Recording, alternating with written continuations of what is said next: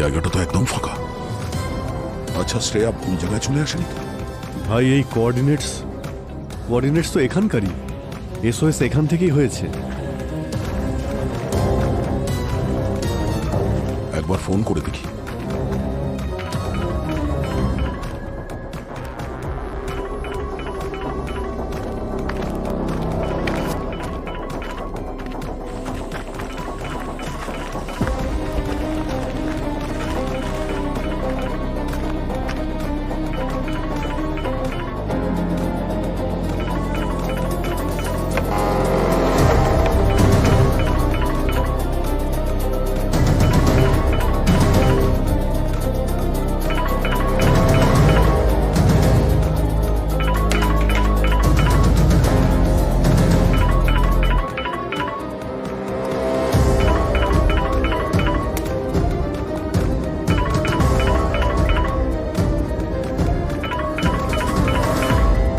শ্রেয়ার phone. Sir, ফোনটা তো ভেঙে গেছে দেখছি। স্যার, এমনটা হয়নি তো যে শ্রেয়া সরলাকে বাঁচাতে এসেছিল, সরলার স্বামী শ্রেয়ার উপর আক্রমণ করে আর হাতাহাতিতে এই ফোনটা ভেঙে গেছে? রবি, জানি না এক্স্যাক্টলি এখানে কি হয়েছিল, কিন্তু এখানে শ্রেয়া সরলা কেউই তো নেই। দুজনকেই খুঁজতে হবে। এ আপনারা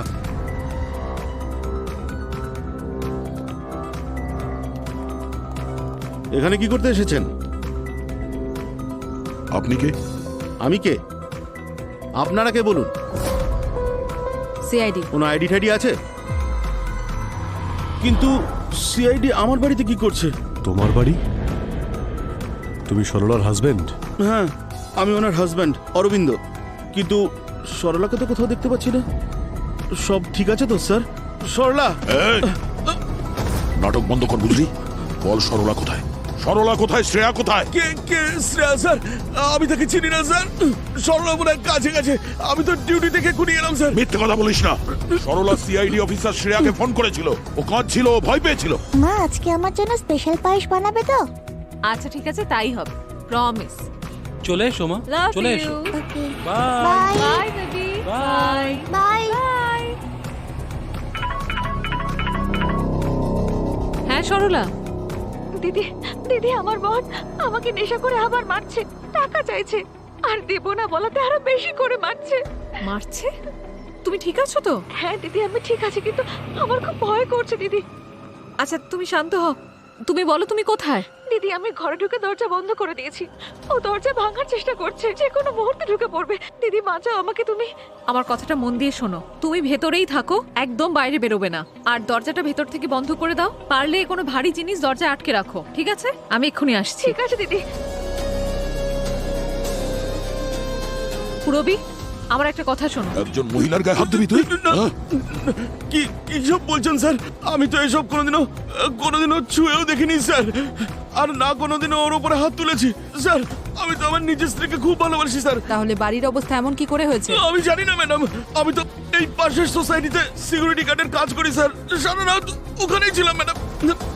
ওখান থেকেই আসছি স্যার। মিথ্যে কথা বলা বন্ধ কর। এক মিনিট, ছাড়ো। তুই কেন মরতে চাইছিস? হ্যাঁ, আপনারা চাইলে এই সোসাইটির সিসিটিভি ক্যামেরা চেক করে দেখতে পারেন, তাহলেই তো সব জেনে যাবেন স্যার। সে তো আমরা চেক করবো। দয়া এক মিনিট ভাই, দয়া তুমি গাড়িতে গিয়ে বসো, আমি দেখছি। একটা কেস চলছে, আবার আরেকটা কেস না শুরু হয়ে যায়।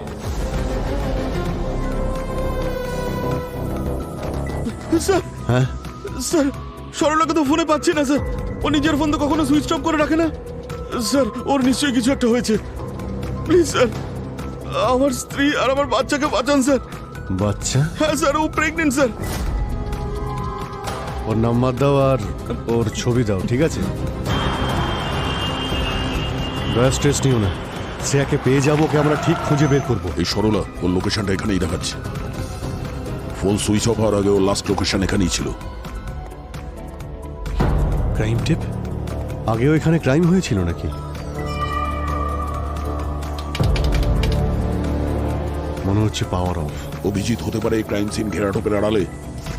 এখানে কোনো অপরাধমূলক কাজ হচ্ছে।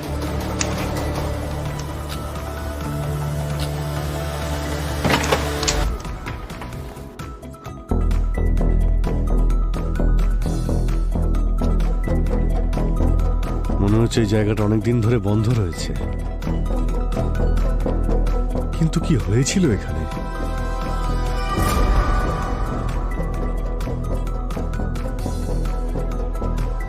অভিজিৎ, এই দরজায় ক্রাইম সিনের ঘেরাটোপ আর এখানে পুলিশ মার্কার।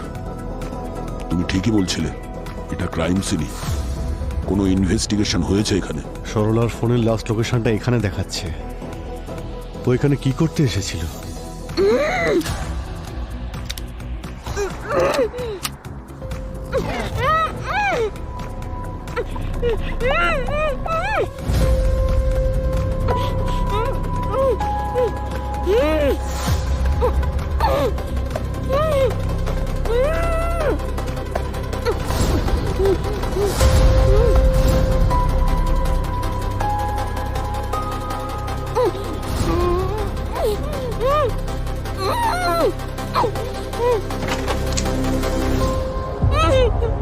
আরে সরলা, শ্রেয়া কোথায়? স্যার আমি জানি না। জানো না মানে? তুমি তোকে ফোন করে ডেকেছিলে যে তোমার স্বামী তোমার উপর নাকি অত্যাচার করছে। স্যার আমি ফোন করেছিলাম কিন্তু ও ও আমাকে বলেছিল ফোন করার জন্য। কে কি কে বলেছিল? স্যার স্যার আজ সকালে বাড়ির বাইরে কেউ একজন আসলো। আমার মনে হলো বর এসেছে হয়তো। আমি যেই দরজা খুললাম স্যার আমার মুখের ওপর স্প্রে করে দিল। আমার চোখের সামনে সবকিছু কালো কালো হয়ে গেল। আমি কিচ্ছু বুঝতে পারিনি স্যার, আমি অজ্ঞান হয়ে গেলাম। চোখ খুলে দেখি আমি এখানে। এই অবস্থা। ওই মানুষটার মুখটা তো দেখেছো তুমি? না স্যার ওই স্যার ঠান্ডার সময় পড়ে না মুখে, ওরকমের কিছু পড়েছিল স্যার। তাহলে জ্ঞান ফেরার পরে তো দেখেছো কি করছিল এখানে? স্যার ও আমাকে অনেক হুমকি দিয়েছে, খুব ভয় দেখালো আর বললো তুমি এখনই শ্রেয়া দিদিকে ফোন করো। আর বললো যেন আমি ফোন করে বলি যে আমার বর আমাকে খুব মারছে, ও যেন তাড়াতাড়ি চলে আসে এখানে। স্যার শ্রেয়া দিদি আসেনি। শ্রেয়া তোমাকে বাঁচাতে তোমার বাড়িতে গেছিল, তারপর থেকে ও নিখোঁজ। হে ভগবান, শ্রেয়া দিদি আমার জন্য বিপদে পড়েছে। ভগবান কি বলবো এটা? ঠিক আছে সরলা, তুমি উঠে এসো। হ্যাঁ পুরবি, কি অরবিন্দ ডিউটিতেই ছিল? ঠিক আছে, সিসিটিভি ফুটেজ চেক করেছিলে তো?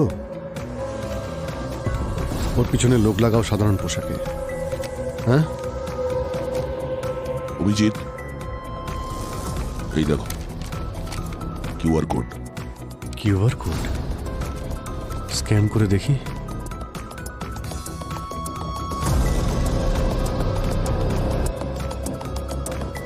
এ তো টাইমার স্টার্ট হয়েছে আর কাউন্টডাউন তো উল্টো চলছে। হ্যাঁ, ব্যাপারটা কি? এটা যখন জিরোতে পৌঁছবে তখন কি হবে? সেটাই তো জানি না অভিজিৎ। আর যাই হোক না কেন, আমাদের জন্য এটা ওয়ার্নিং। এই কিডন্যাপার সবকিছু টাকার জন্য করছে না, অন্য কোনো উদ্দেশ্য আছে। বিরাট বড় গেম খেলছে আমাদের সঙ্গে। স্যার একবার শুধু শ্রেয়া ফিরে আসুক। স্যার ওই কিডন্যাপাররা কিছু করে দেয়নি তো ওকে? ও ঠিক আছে তো? ও ঠিক আছে দয়া, ওর কিচ্ছু হবে না। ওই কিডন্যাপার শ্রেয়াকে কিডন্যাপ করার এত বড় প্ল্যান যখন বানিয়েছে, তাহলে কারণ ছাড়া ওর কোনো ক্ষতি করবে না। ও নিশ্চয়ই শ্রেয়ার মাধ্যমে আমাদের কাছে কিছু চাইছে, আর যতক্ষণ না ওর ডিমান্ড ফুলফিল হবে শ্রেয়ার কোনো ক্ষতিও করবে না। স্যার হ্যাঁ স্যার এই ভিডিও কোনো নাল রুটার সাইট থেকে পোস্ট করা হয়েছে। আমি এটার অরিজিন ট্রেস করার চেষ্টা করছি, কিন্তু স্যার এর আইপি অ্যাড্রেস প্রত্যেকটা সেকেন্ডে জাম্প করছে, রিরাউট হচ্ছে। স্যার একটু সময় লাগবে ট্রেস করতে। না পুরবি, আমাদের হাতে সময় নেই, আমাদের শ্রেয়াকে বাঁচাতে হবে। স্যার, হ্যাঁ সরলার ল্যাব রিপোর্ট চলে এসেছে স্যার। ওকে সোলোরোফর্ম আর ইথনজলের ওভারডোজ দেওয়া হয়েছে। এই কিডন্যাপিংটা অরবিন্দ আর সরলার কাজ হতে পারে না, এর পেছনে অন্য কেউ আছে।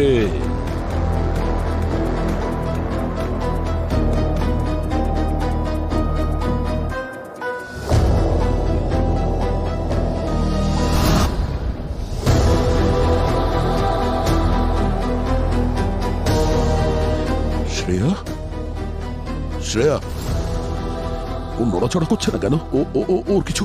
দয়া দয়া, শ্রেয়ার কিছু হয়নি। আর দেখো না, ওর শ্বাস চলছে তো।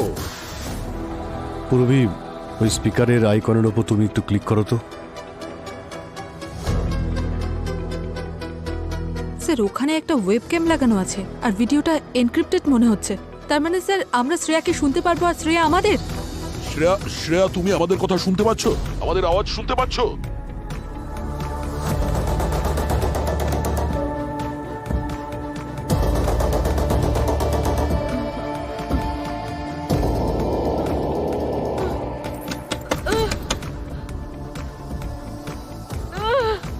হ্যালো হ্যালো, কেউ আছেন? বাইরে বের করুন, বাঁচাও! কেউ আমার কথা শুনতে পাচ্ছেন? শ্রেয়া, দুশ্চিন্তা করো না, শান্ত হও। দেখো, আমি এসিপি বলছি, আমরা সবাই এখানে আছি। স্যার স্যার আমি কিছু দেখতে পাচ্ছি না স্যার। স্যার আপনি কোথায় স্যার? আমি কোথায় স্যার? স্যার আমাকে এখান থেকে বের করুন প্লিজ। দেখো শ্রেয়া, তুমি আমাদের দেখতে পাচ্ছ না কোনো ব্যাপার না, কিন্তু আমরা তোমাকে দেখতে পাচ্ছি। তোমার কথা আমরা শুনতে পাচ্ছি, আর আমাদের কথাও তুমি শুনতে পাচ্ছ তো? দেখো শ্রেয়া, টেনশন করো না, চিন্তা করো না, আমরা তোমার কোনো ক্ষতি হতে দেব না, বুঝেছো? এবার শুধু এটা বলো, কি হয়েছিল? স্যার আমার কিছু মনে পড়ছে না। আমি সরলার বাড়িতে গেছিলাম আর আমার উপর কেউ অ্যাটাক করে কেমিক্যাল স্প্রে দিয়ে, আর তারপর চারিদিকে অন্ধকার হয়ে যায়। আমার কিছু মনে পড়ছে না স্যার। স্যার স্যার আমাকে এখান থেকে বের করুন। শ্রেয়া, জ্ঞান হারানোর আগে তুমি ওখানে কিছু তো দেখেছো? ওই লোকটার মুখ কিংবা ওর বডিতে কোনো ট্যাটু কিংবা ওর আওয়াজ, যাতে আমাদের কোনো সুবিধা হয়? স্যার সবকিছু খুব তাড়াতাড়ি হয়ে গেছে, আমার কিচ্ছু মনে পড়ছে না। শ্রেয়া, এটা কিভাবে সম্ভব? তুমি একজন CID officer, you trained for this. Daya, আস্তে আস্তে। শ্রেয়া, তুমি ভয় পেও না, একটু রিল্যাক্স হয়ে যাও। তুমি কনসেন্ট্রেট করো আশেপাশে। কোনো শব্দ শুনতে পাচ্ছ? ট্রেনের শব্দ, গাড়ির শব্দ, কোনো মেশিনের শব্দ, ছোটখাটো আওয়াজও আমাদের সাহায্য করতে পারে শ্রেয়া।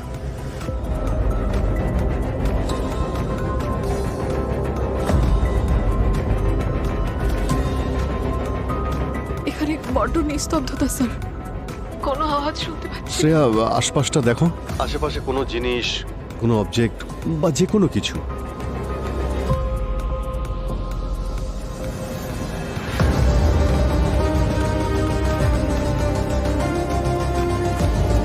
বোধহয় একটা জলের বোতল আছে।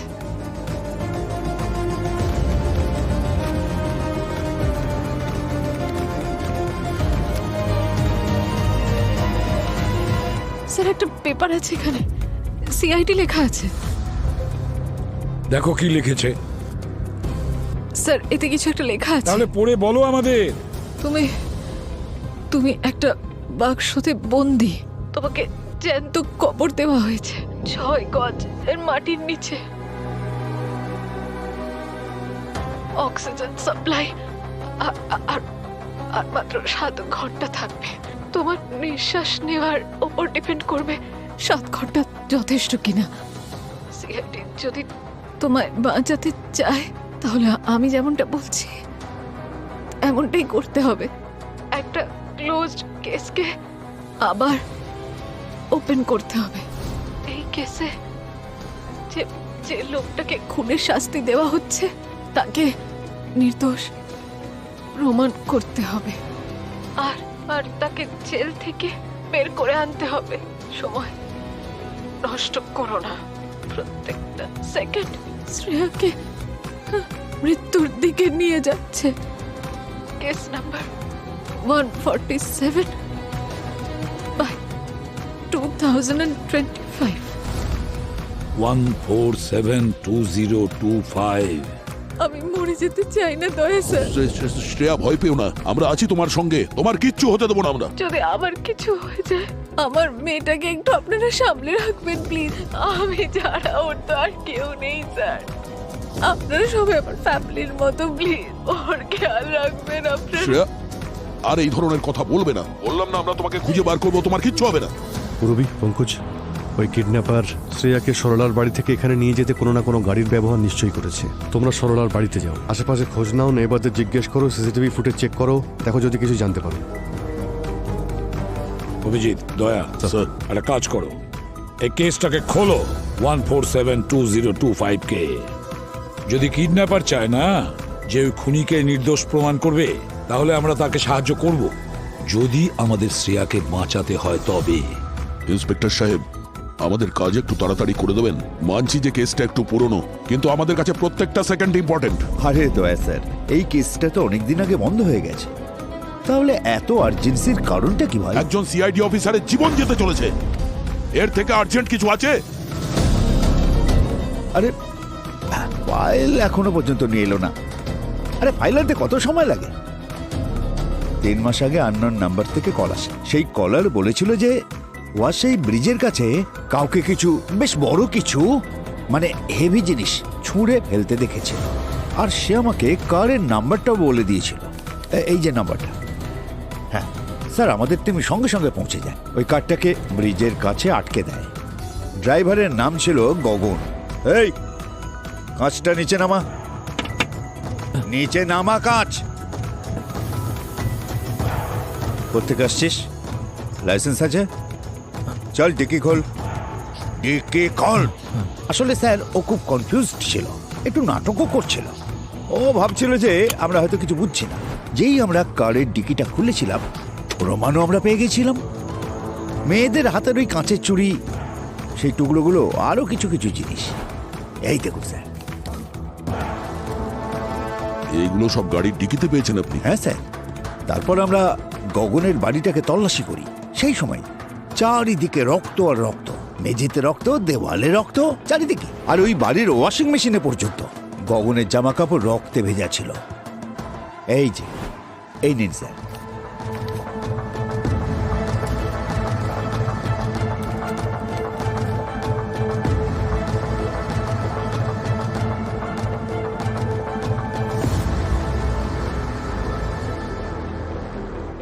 এটা এটা গগনের বাড়ি? হ্যাঁ স্যার। এটা তো সেই জায়গা যেখান থেকে সরলাকে পেয়েছিলাম।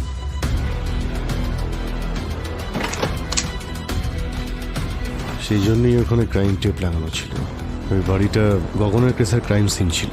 স্যার, গগনের স্ত্রী সোনাক্ষী সেই রাত থেকে নিখোঁজ ছিল, আর মাত্র 1 মাস আগেই ওদের বিয়ে হয়েছিল। ফরেন্সিক রিপোর্টে কি পেয়েছেন? স্যার, সোনাক্ষীর টুথব্রাশ আর হেয়ার ব্রাশ ডিএনএ স্যাম্পেলের জন্য নেওয়া হয়েছিল, ম্যাচ করানোর জন্য।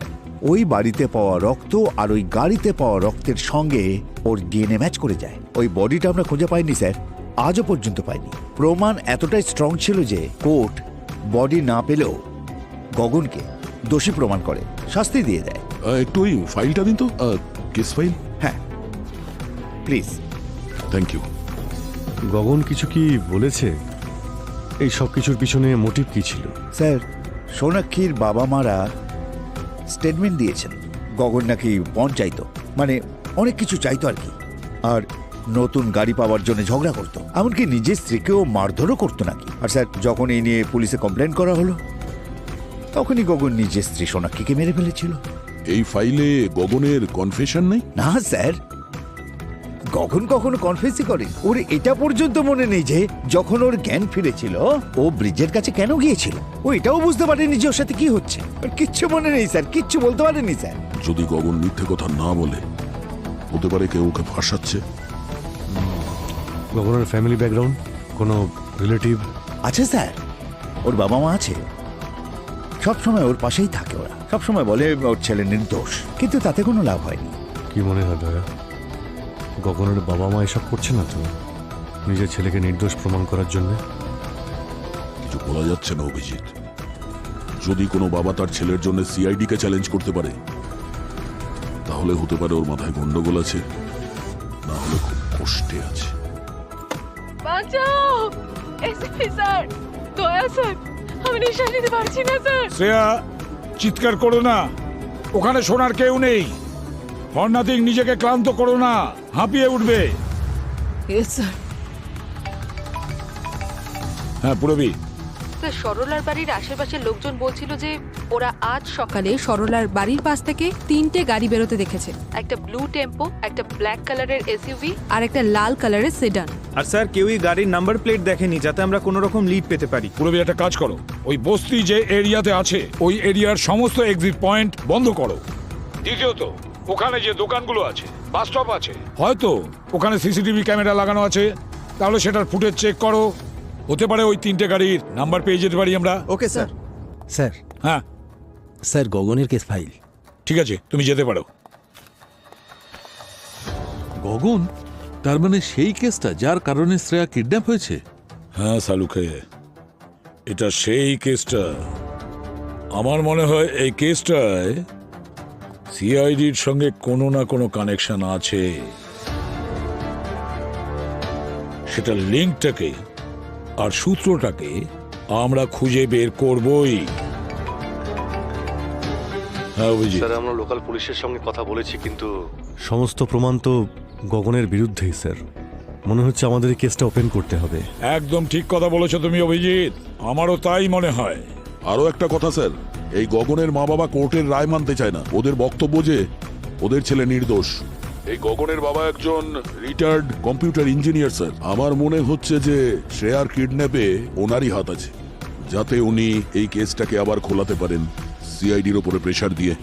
আচ্ছা স্যার আমরা ওর বাড়িতে গিয়েছিলাম, কিন্তু ওখানকার নেইবাররা বলল গগনের মায়ের 1 মাস আগে মৃত্যু হয়েছে, আর গগনের বাবা হরিদ্বারে গেছে অস্থি বিসর্জন করতে। কিন্তু তারপর থেকে উনি আর ফিরেই আসেননি। আমরা ওর বাড়ির ভিতরে গেলাম, কিন্তু কোনো ক্লু পেলাম না স্যার, যাতে এটা জানা যায় যে ওর বাবার লোকেশন ঠিক কোথায়। গগনের বাবা কম্পিউটার ইঞ্জিনিয়ার নিখোঁজ হয়ে গেছে। স্যার এখন আমরা গগনের সঙ্গে দেখা করতে জেলে যাচ্ছি। দেখতে হবে এই ব্যাপারে ও কিছু জানে কিনা।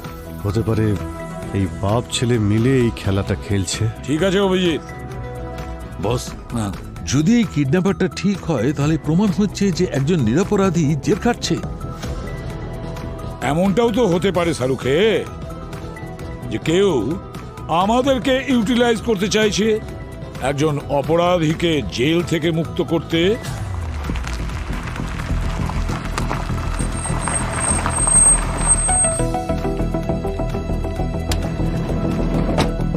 By bye bye bye. Mika, Daya sir, Abhijit uncle. ইয়া আমরা এখান থেকে যাচ্ছিলাম আর আমার মনে হলো মিকা স্কুল থেকে এখান দিয়েই যায়, তাই ভাবলাম তোমাকে আজকে আমরা পিক করি। মা কোথায়? আমাকে ড্রপ করে মা তো অফিসে চলে গেল। মা ঠিক আছে তো? হ্যাঁ মা ঠিক আছে বাবু। আচ্ছা, আমি বুঝে গেছি। মা আমার জন্য বাড়িতে পায়েস রান্না করছে, সকালেই বলেছিলাম মাকে। আর এই পায়েসের কথাটা আমরা কিন্তু সবাই জানি, তোমার মা আমাদের বলেছে। আর যখন ও অফিস থেকে বেরোচ্ছিল তোমার জন্য পায়েস বানাতে, তখনই হঠাৎ করে ওর একটা ফোন আসে। এই সময় তোমার মা একটা ইম্পর্টেন্ট মিশনে আছে, আজকে আসতে একটু লেট হবে। আবার মা আমাকে প্রমিস করেছিল যে স্পেশাল পায়েস বানাবে, মা নিজেই বলেছিল। হ্যাঁ বাবু, তুমি তো জানো যে তোমার মা প্রমিস করলে সেটাকে পূরণ করে। আজও আসবে, প্রমিস পূরণ করবেও। প্রমিস তো দয়া স্যার? হ্যাঁ বাবু প্রমিস। তোমার মা নিশ্চয়ই ফিরে আসবে, মানে আমি বলছি যে নিশ্চয়ই ফিরে এসে তোমার জন্য ওই স্পেশাল পায়েসটা বানাবে। আচ্ছা মিকা, তুমি এখন বাড়ি যাও, তোমার মা না আসা পর্যন্ত সরলা আন্টি তোমার সঙ্গে থাকবে। সরলা, মিকার খেয়াল রেখো। হ্যাঁ sir. Bye Mika. Bye officer, yes sir. এখানে সন্দেহজনক কিছু দেখলে ফোন করবে, ঠিক আছে? Yes, sir. অ্যালার্ট থেকো। Okay sir.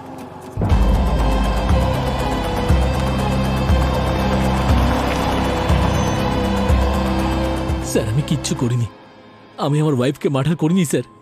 জানি না স্যার, স্যার সেদিন কি হয়েছিল। আমি তো ডিনার করে ঘুমিয়ে পড়েছিলাম স্যার।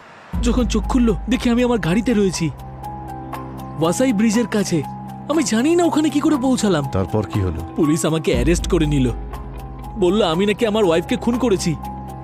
স্যার পুলিশ আমাকে প্রমাণ দেখালো, রক্ত, আমার ওয়াইফের চুড়ি। স্যার ওনারা আমাকে ফটো দেখালেন ভাঙাচোরা ফার্নিচারের, আর সোনাক্ষীর মা বাবার বয়ান। আমি তখন বুঝতে পারলাম যে কেউ আমাকে একটা ফাঁসিয়েছে। তোমাকে কেন ফাঁসাচ্ছে ওরা? স্যার আমি আজ অব্দি সোনাক্ষী কিংবা ওর মা বাবার কাছে পণের কোনো দাবিই করিনি। স্যার আমি একজন স্টক ট্রেডার, আমার টাকার দরকার ছিল না, আমার কাছে টাকা ছিল। স্যার আমি জীবনে কোনোদিনও সোনাক্ষীর গায়ে হাত তুলিনি। আর হাত কেন স্যার, আমি আজ অব্দি ওর উপরে চিৎকার করিনি। মানে সোনাক্ষীর মা বাবাও মিথ্যে কথা বলছে?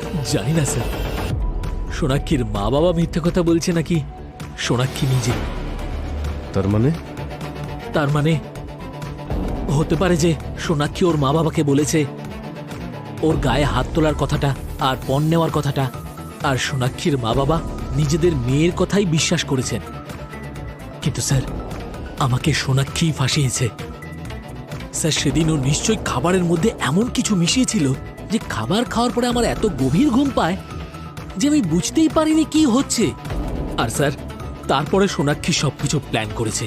ও নিজে ফার্নিচার ভেঙেছে, রক্ত ছড়িয়েছে, আর আমার ফিঙ্গারপ্রিন্টস সমস্ত এভিডেন্স প্ল্যান করেছে, আর আমাকে গাড়িতে বসিয়ে ওয়াসাই ব্রিজের কাছে ছেড়ে দিয়েছে। স্যার কেউ আমার কথা বিশ্বাস করেনি, না পুলিশ অফিসাররা না court. Sir please sir, sir sir আমি আপনারা প্লিজ আমার কথাটা বিলিভ করুন স্যার। আমি সত্যি বলছি, কিচ্ছু করিনি স্যার। তোমার বাবা মা তোমার কথায় বিশ্বাস করেছিলেন তো? এখনো কি করেন? শুধুমাত্র ওরা দুজনই যারা আমার কথা বিশ্বাস করেছিল। আমার মা এই বদনামি, লোকেদের কথা আর আমার বিরুদ্ধে করা অভিযোগ সহ্য করতে পারেনি। আমার মা সুইসাইড করে ফেলে স্যার। তোমার বাবার সঙ্গে তো কথা হয় না তোমার?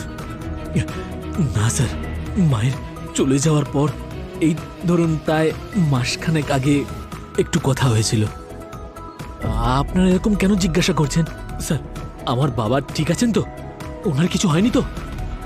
হে ভগবান, জীবনের একটা ভুল ডিসিশন আমার সবকিছু শেষ করে দিল। ভুল ডিসিশন মানে? বিয়ের আগে সোনাক্ষীর একটা ছেলের সঙ্গে অ্যাফেয়ার ছিল, আর আমি এ ব্যাপারে পুরো নিশ্চিত স্যার। এই সব কিছুর পেছনে ওর বয়ফ্রেন্ড ওকে সাহায্য করেছে স্যার।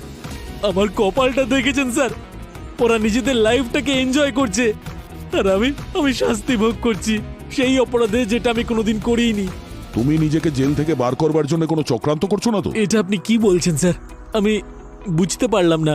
মানে এটা যে তোমাকে জেল থেকে বের করার জন্য সিআইডির উপর কেউ প্রেসার দিচ্ছে। সিআইডির এক অফিসারকে কিডন্যাপও করা হয়েছে। স্যার সিআইডি অফিসারকে কিডন্যাপ করেছে? সেই জন্যই তোমাকে বারবার জিজ্ঞেস করছি, শেষবার তোমার বাবার সঙ্গে কবে দেখা হয়েছিল তোমার? আচ্ছা স্যার, আপনাদের এটা মনে হচ্ছে না তো যে আমাকে ছাড়ানোর জন্য আমার বাবাই সব কিছু করেছে? এরকম হতে পারে না স্যার, আমার বাবা এরকম করতে পারে না। উনি তো বেচারা হার্টের পেশেন্ট স্যার। এখন বলো, তোমার বাবার সঙ্গে কবে কথা হয়েছিল? কোথায় থাকেন উনি? স্যার আমি বললাম তো, আমার সাথে ওনার কথা হয়নি, আর আমি জানিও না উনি এখন কোথায় থাকেন। লাস্ট মান্থ উনি আমাকে একটা পার্সেল পাঠিয়েছিলেন, আয়ুর্বেদিক মেডিসিন ছিল তাতে। আমার লিভার ডায়াবেটিস আছে স্যার, তাই সেই জন্য প্রতি মাসে উনি আমাকে মেডিসিন পাঠান। ওই কুরিয়ারটা কোথা থেকে এসেছে? জেলার সাহেব এনে দিয়েছিলেন, প্রত্যেক মাসে উনিই এনে দেন।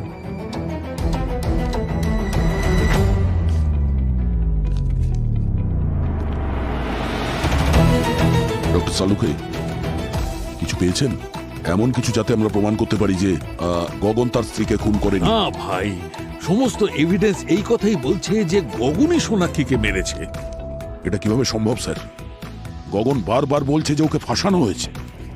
স্যার আমাদের এমন কিছু একটা করতে হবে যাতে আমরা প্রমাণ করতে পারি যে গগন কোনোভাবেই সোনাক্ষীকে খুন করেনি।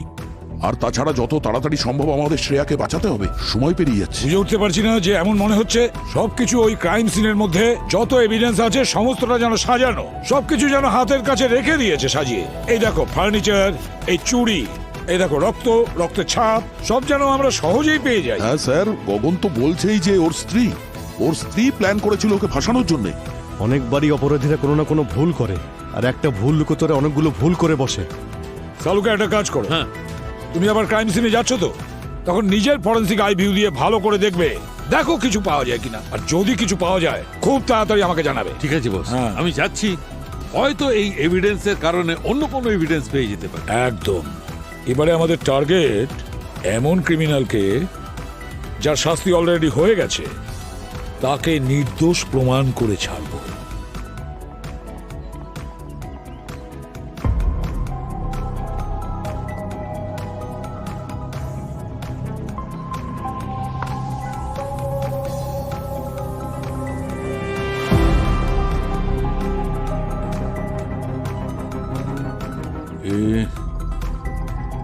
এইখানটা হয়তো মেয়েটার মাথা ঢুকে গেছিল, তারপর মাথা থেকে রক্ত এইখান থেকে বেরিয়ে এই, আর ঘষতে ঘষতে এখানে এসেছিল।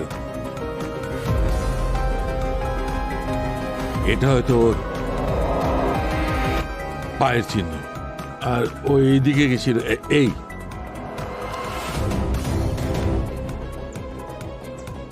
এইখানে হয়তো নিজেকে সামলানোর জন্য হাত রেখেছিল, রক্তের দাগ লেগেছে।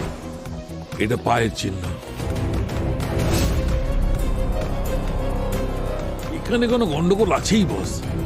আপনার এটা কেন মনে হচ্ছে? মেয়েটার হাইট হবে এই 5 ফুট 2 ইঞ্চি, আর ছেলেটার হাইট হবে 5 ফুট 10 ইঞ্চি। 5 ফুট 10 ইঞ্চির একটা লোক কোনো মেয়েকে, 5 ফুট 2 ইঞ্চির মেয়েকে মেরেছে এইভাবে অথবা এইভাবে। রক্ত যেটা বেরোবে সেটা দেওয়ালে যাবে ওর ঘাড়ের নিচে, এখানে প্রায় 4 ফুট উঁচু থেকে নিচের দিকে নামতে থাকবে। কিন্তু ভাই এখানে দেখো, এই দেওয়ালে এখান থেকে রক্ত কত উঁচু থেকে পড়ছে, মানে ছেলেটার হাইটের থেকে ওপরে প্রায় 7 ফিট, যেটা কিনা I think it is impossible. Correct. Doctor Salunke এটাও তো হতে পারে যে খুনি নিচে থেকে ওপরের দিকে মেরেছে। করে দেখাও কেমন করে মেরেছে। মনে করো আমি সেই মেয়েটা, মেরে দেখাও। এই দেখলে তোমার হাতটা কেমন করে গেল? যদি এইভাবেই মারতো তাহলে অস্ত্রের সঙ্গে রক্ত ওপরের দিকে যেত, দয়া ওপরের দিকে। আর এখানে দেখো, ওপরে রক্তের একটা ফোঁটাও দেখা যাচ্ছে না, একদম ক্লিন। এটা কি করে সম্ভব? আরো একটা কথা, এদিকে দেখো, নিচের দিকে দেখো, পায়ের চিহ্নটা ওখানে আছে, ওখানে আছে, কিন্তু এখানে কোনো চিহ্ন নেই। এখানে শুধু রক্ত পড়ে আছে, কিন্তু পায়ের চিহ্ন নেই, শুধু রক্তের দাগ, ব্যাস। সেটা কি করে? তাহলে আপনার কি মনে হয় কি হয়েছিল এখানে? আমার মনে হচ্ছে এখানে কোনো খুন হয়ইনি, এসব কিছু ড্রামা সাজানো। কেউ আমাদের ঠকানোর জন্য এইগুলো করেছে আর হাত দিয়ে রক্ত ছড়ে দিয়েছে, যাতে মনে হয় মার্ডার হয়েছে। তার মানে গগন সত্যি বলছিল, ওর স্ত্রীকে ও মারেনি, কেউ তো আছে যে এই ক্রাইম সিনটাকে ক্রিয়েট করেছে। সোনাক্ষীর লাশও পাওয়া যায়নি, হতে পারে ও এখনো বেঁচে আছে। হ্যাঁ, কিন্তু শুধু এই ব্লাডের প্যাটার্ন দেখে গগনকে তো নির্দোষ প্রমাণিত করতে পারি না। আমাদের সোনাক্ষীকে খুঁজতে হবে, না হলে ওকে জেল থেকে ছাড়ানো সম্ভবই নয়। অভিজিৎ, সোনাক্ষীকে খোঁজার মতো সময় আমাদের হাতে নেই। আর আমরা তো এটাও জানি না যে সোনাক্ষী কোথায় আছে। আর শ্রেয়াকে খুঁজে পেতে গেলে তো কিডন্যাপার পর্যন্ত পৌঁছতে হবে। You are right, you are right. হ্যাঁ পঙ্কজ, বলো, কিছু পেলে নাকি? স্যার, গগনের বাবার অ্যাড্রেস পেয়েছি। কুরিয়ারের লোকটা ওকে চিনেছে।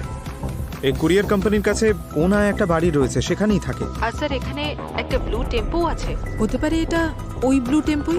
সরলার প্রতিবেশীরা যেটার কথা বলছিল। তার মানে গগনের বাবা শ্রেয়াকে কিডন্যাপ করেছে। Are you sure? হ্যাঁ স্যার, আমরা শিওর।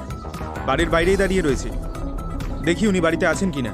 ঠিক আছে, তবে খুব সাবধানে। কিন্তু একটা কথা মনে রেখো, ওনার যেন কিছু না হয়। No fire. Okay sir.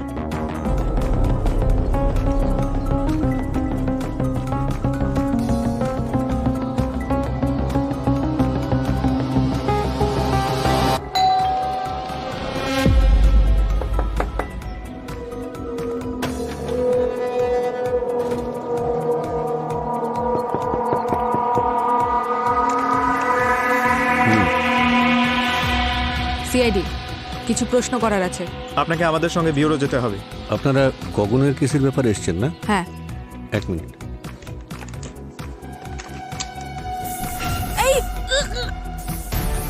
আরে রবি, ঠিক আছো? ওগো, তুমি যাও, তুমি যাও, ধরো ওকে।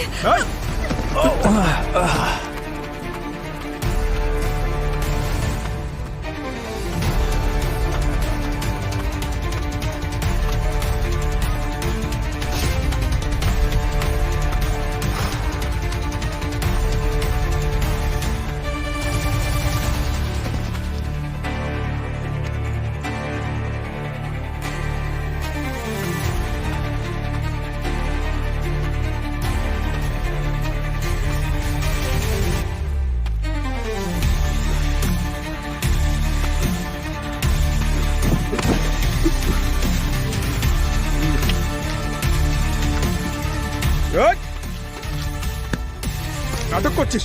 ছাড় এটা। হ্যাঁ, কোথায় পালাচ্ছিলিস? বিপির ওষুধ? ওঠ। পঙ্কজ, এটা ওর হার্ট আর বিপির ওষুধ। খেয়েছে নাকি? হ্যাঁ, জল জল জল জল নিয়ে এসো। আরে জল। এক সেক। আরে পুরবি, পুরবি। স্যার স্যার স্যার, এক মিনিট।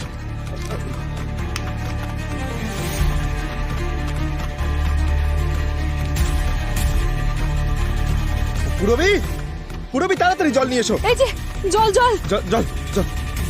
স্যার স্যার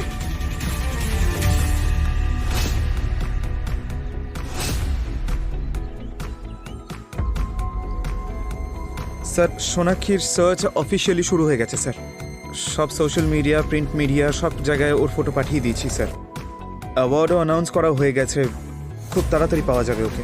ওকে পাওয়া গেলেও কি হবে, এখন কোনো লাভ নেই। যে লোকটা জানতো যে শ্রেয়া কোথায় আছে, গগনের বাবা, উনি মারা গেছেন। কি করে এখন কিভাবে খুঁজবো ওকে? হ্যাঁ, এসব তোমার জন্যে, তোমার ইরেসপন্সিবিলিটির জন্য হয়েছে পঙ্কজ। যদি তুমি ওই লোকটাকে পালাতে না দিতে না, তাহলে ওই লোকটা বেঁচে থাকতো। Sir I am really sorry. ও হঠাৎ করে ভেতরে গিয়ে আমাদের মুখে স্প্রে মারলো, তারপর পালিয়ে গেল। আমরা বুঝতে ও পারিনি যদি কি করব। স্প্রে করতো, গুলি চালাতো, তাহলেও তুমি এটা বলতে যে আমি কিছুই বুঝতে পারিনি। সিআইডি অফিসারের এত বড় দায়িত্ব জ্ঞানহীনতা আমি দেখিনি। দয়া দয়া দয়া, দেখো দয়া, এতে পঙ্কজের কোনো দোষ নেই। ও কি করে জানবে যে ওর হার্টের সমস্যা ছিল? আরে ভাই, ফিল্ডে নামার আগে কেসের স্টাডি করতে হতো, হোমওয়ার্ক করতে হতো, কিন্তু না, ও সারাদিন মজা করে বেড়াবে। মজা করা ছাড়া ও আর কিছু বোঝে না। দয়া, স্যার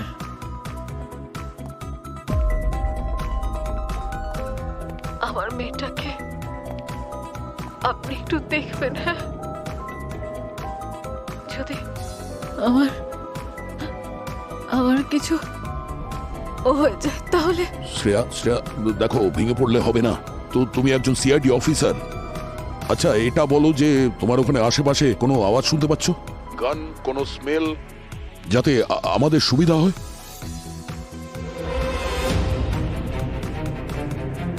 শুধু মাটি, ভেজা মাটি, আর কিচ্ছু না। স্যার হ্যাঁ পুরবি, স্যার, আমরা গগনের বাবা টেম্পো থেকে এটা পেয়েছি। কি? স্যার, এটা দেই স্যারের টোল রিসিপ্ট। ওই টেম্পো এই টোল পোস্ট অনেকবার ক্রস করেছে, কিন্তু কোথায় গেছে সেটাই তো বোঝা যাচ্ছে না। ওই টেম্পো থেকে আর কিছু পেয়েছো নাকি? হ্যাঁ স্যার, ওখানে একটা কোদাল পেয়েছি যার গায়ে মাটি লেগেছিল। স্যার, হয়তো কোদালটা ব্যবহার করা হয়েছে শ্রেয়াকে কবর দেওয়ার জন্য। শালুকে একটা কাজ করো, আবার মাটিটা নাও আর খোঁজ নাও ওই মাটিটা কোথাকার, কোন এরিয়ার। ওকে ওকে। আর তোমরা সবাই মিলে একটা কাজ করো, দেহিসারের ওই টোল ট্যাক্সের এরিয়াতে যাও। ওই এরিয়ার প্রত্যেকটা জায়গা ভালো করে দেখো, নির্জন এলাকা, ময়দান এলাকা, সব জায়গায়। শ্রেয়াকে ওখানেই বোধহয় লুকিয়ে রেখেছে। খুঁজে বের করো শ্রেয়াকে, খালি হাতে তোমরা ফিরো না।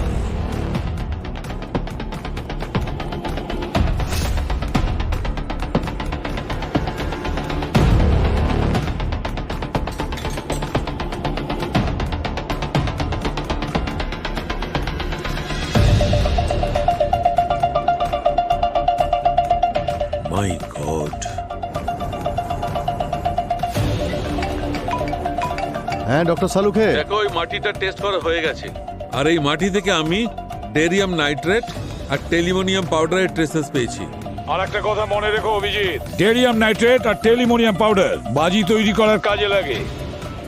তার মানে এটা এমন একটা জায়গা যার আশেপাশে বাজি তৈরি হয়। মানে শ্রেয়াকে কোনো বাজি কারখানার আশেপাশে রাখা হয়েছে। এই স্যার, চেকপোস্টের কাছাকাছি একটা ইন্ডাস্ট্রিয়াল বেল্ট আছে, খুব ছোট ছোট ইউনিট আছে যারা বাজি তৈরি করে। আর তার আশেপাশে কোনো উর্বর জমি নজরে পড়লে ভালো করে দেখো। স্যার, স্যার, দুটো ফ্যাক্টরি ডিটেক্ট করা যাচ্ছে, একটা কোস্টাল ফায়ারওয়ার্ক আর একটা গ্রিন স্টার ম্যানুফ্যাকচারিং। দুটো লোকেশনেই আপনাদের পাঠাচ্ছি। রবি, একটা কাজ করো, তোমরা কোস্টাল ফায়ার ওয়ার্কসের দিকে যাও, আর আমি আর দয়া গ্রিন স্টার ফায়ার ওয়ার্কসের দিকে যাচ্ছি। স্যার, তাড়াতাড়ি করো অভিজিৎ, তাড়াতাড়ি, আমাদের হাতে মাত্র 10 মিনিট সময় আছে।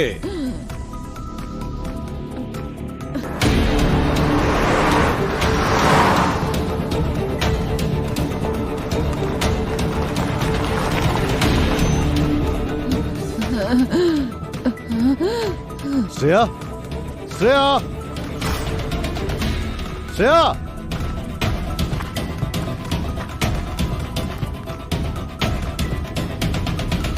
শ্রেয়া, শ্রেয়া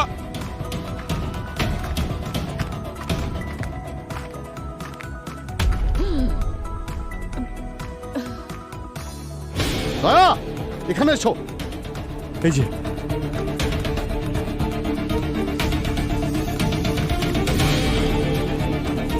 এক মিনিট, আমি কোদালার গাড়িতে নিয়ে আসছি। তাড়াতাড়ি। হ্যাঁ।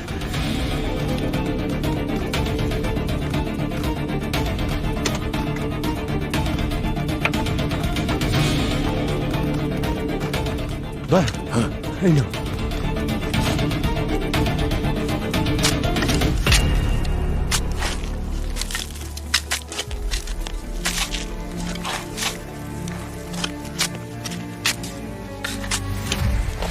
এক মিনিট। কত আছে এখানে?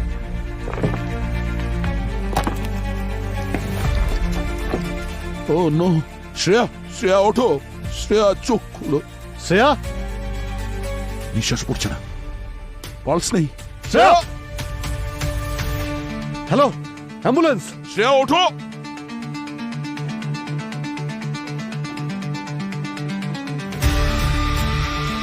অভিজিৎ,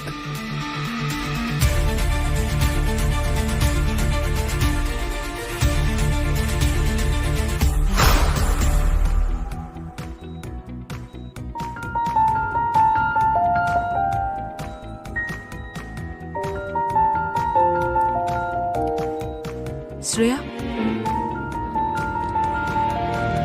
মা তুমি উঠে পড়েছো? হ্যাঁ বাবা, তুমি ঠিক আছো? হ্যাঁ আমি একদম ঠিক আছি। আর দয়া আঙ্কেলও।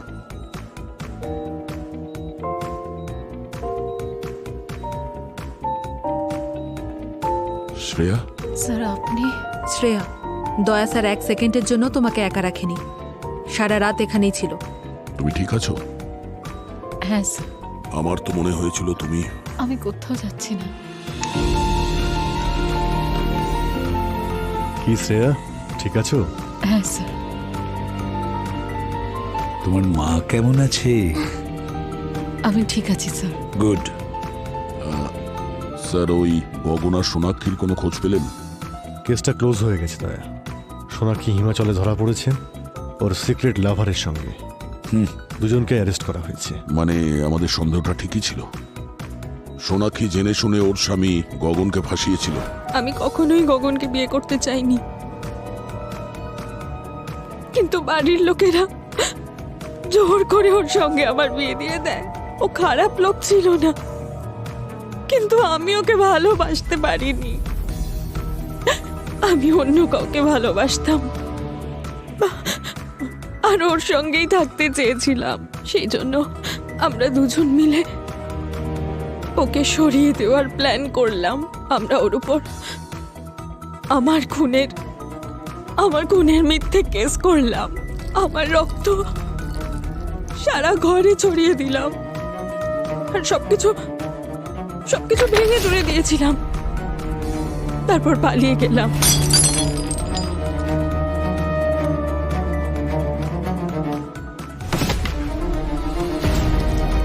এইসব আইডিয়া আমি একটা নভেল আর একটা ফিল্ম দেখে পেয়েছিলাম।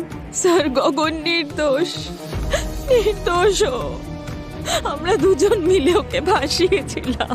ভুল করেছে গগনের বাবা, মস্ত বড় ভুল করেছে। আর ও যা কিছু করেছে নিজের নির্দোষ ছেলেকে বাঁচানোর জন্য করেছে।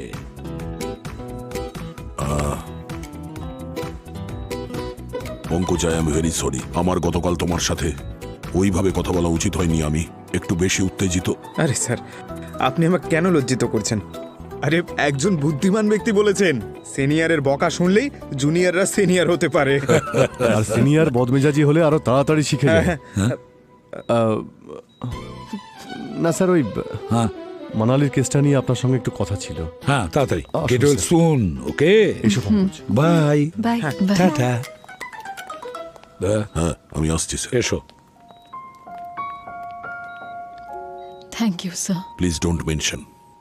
যাই হোক, আমি এখন আসছি, পরে আসবো, ঠিক আছে? ওকে। বাই বাবু। তুমি তোমার প্রমিস রেখেছো। Thank you. কোন প্রমিসটা? মাকে ফিরিয়ে আনার প্রমিস। তুমি এরকমই হাসি খুশি থেকো। এটাই আমাদের কাছে সব থেকে বড় রিওয়ার্ড, ঠিক আছে?